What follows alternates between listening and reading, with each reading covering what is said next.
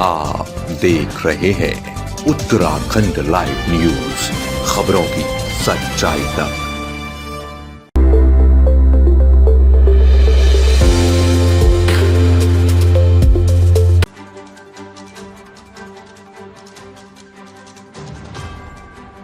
संदिग्ध गतिविधियों की जांच में बड़ा खुलासा, पूछताछ के दौरान हथियार और डेटोनेटर बरामद। देहरादून में स्पेशल टास्क फोर्स ने देश विरोधी गतिविधियों से जुड़े संभावित नेटवर्क की जांच के दौरान एक व्यक्ति को हिरासत में लिया है। अधिकारियों के अनुसार ये कार्रवाई लंबे समय से मिल रहे खुफिया इनपुट के आधार पर की गई। एसटीएफ एसएसपी अजय सिंह ने बताया कि सुरक्षा एजेंसियों को सूचना मिल रही थी कि कुछ लोग सिग्नल और टेलीग्राम जैसे एन्क्रिप्टेड मैसेजिंग प्लेटफॉर्म के माध्यम से संदिग्ध गतिविधियों में शामिल हो सकते हैं। इसके बाद साइबर विशेषज्ञों की एक टीम को मामले की जांच में लगाया गया। जांच के दौरान एक व्यक्ति के विदेशी संपर्कों की जानकारी सामने आई। प्रारंभिक तथ्यों के आधार पर उसे पूछताछ के लिए हिरासत में लिया गया। अधिकारियों का कहना है कि उससे कई महत्वपूर्ण जानकारियां जुटाने का प्रयास किया जा रहा है। पूछताछ और तलाशी के दौरान संदिग्ध के पास से एक पिस्टल, 4 कारतूस और 4 डेटोनेटर बरामद किए गए हैं। बरामद सामग्री की जांच की जा रही है और ये पता लगाने की कोशिश की जा रही है कि इनका इस्तेमाल किस उद्देश्य के लिए किया जाना था।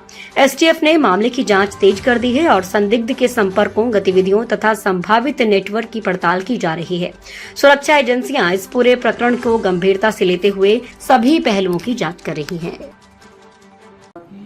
जांच में किस प्रकार के सबूत, किस आधार पर सबूत मिले? देखिए, विगत कुछ दिनों से इनपुट प्राप्त हो रहे थे कि सोशल मीडिया, खासकर सिग्नल, टेलीग्राम ऐसे ऐप्स के माध्यम से देश विरोधी गतिविधियों में कुछ लोग लिप्त होने की संभावना है और उनका फोकस एरिया बताया गया कि उधम सिंह नगर से वो एक्टिवेटेड है। इसके आधार पर एक स्पेशल टीम जो हमारी साइबर पेट्रोलिंग का काम करती है उनको लगाया गया था और जो गोपनीय इनपुट उनकी पेट्रोलिंग द्वारा पता चला कि एक व्यक्ति सलाउद्दीन है जो लगातार विभिन्न जो है टेलीग्राम के ग्रुप्स और सिग्नल के ग्रुप्स पर लोगों से जुड़ा, खासकर जो देश के बाहर जो बैठे हैं, खासकर पाकिस्तान और मलेशिया से कनेक्टेड है। इसके आधार पर उसको पूछताछ के लिए टीम द्वारा लाया गया था और पूछताछ उपरांत जब सारे फैक्ट्स को, उसके फ़ोन को चेक किया गया और जो डेटा रिकवर किया गया तो उससे पाया गया कि देश विरोधी गतिविधियों और उस तरह के आतंकवादी घटनाओं को लोगों को प्रेरित करने के लिए लगातार जो है ऐसे ग्रुप से जुड़ा हुआ था और उस देश में अन्य लोग से भी वो उसके प्रकार गोपनीय रूप से चैटिंग में था। खासकर उसके जो अन्य साथी थे उसके माध्यम से वह कोई ऐसी बड़ी प्लानिंग करने की फिराक में था। उसे सघन पूछताछ के बाद विभिन्न एजेंसियों को इन्वॉल्व किया गया और विभिन्न एजेंसियों से पूछताछ के बाद उसके द्वारा स्वीकारोक्ति की गई। उसके द्वारा ऐसा कोई एक्ट करने के लिए एक पिस्टल भी ली गई है, साथ ही साथ उसके पास 4 कारतूस भी बरामद हुए, जो इंग्लिश पिस्टल बरामद हुई है, 4 डेटोनेटर भी बरामद हुए हैं और आगे भी वो AK-47 खरीदने के लिए इस तरह की बात आई उसके चैटिंग्स में कि वो प्रयासरत था कि जिससे कहीं ना कहीं वह किसी वारदात को अंजाम दे।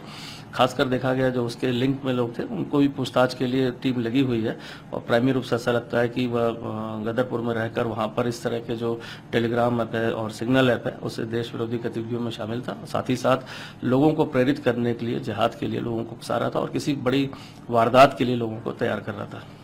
सर, किन किन सोशल मीडिया प्लेटफॉर्म के जरिए ये युवाओं को?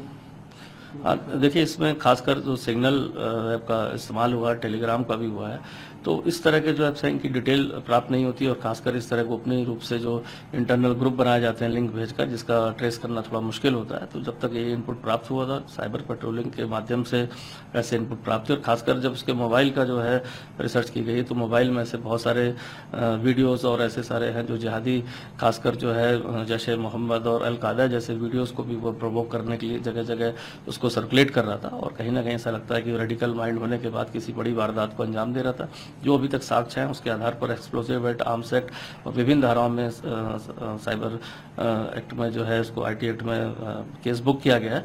साथ ही साथ जो अन्य लोग इसके साथ जुड़े हुए थे उनकी भी तलाश करके उनके भी संबंध में टीमों को लगाया गया है। सर, क्या किसी संगठित मॉड्यूल या किसी विदेशी जो? देखिए, इसमें जो अभी तक प्राइमरी रूप से जो जानकारी आई है कि इसमें जो कहीं ना कहीं उसमें एक व्यक्ति था जो जिसके द्वारा बताया गया कि वो तेलंगाना से आया था, उसके द्वारा उसे कुछ पैसे भी दिए गए इस काम के लिए और उसी व्यक्ति द्वारा सिग्नल ऐप पे अन्य लोगों से भी संपर्क कराया गया था।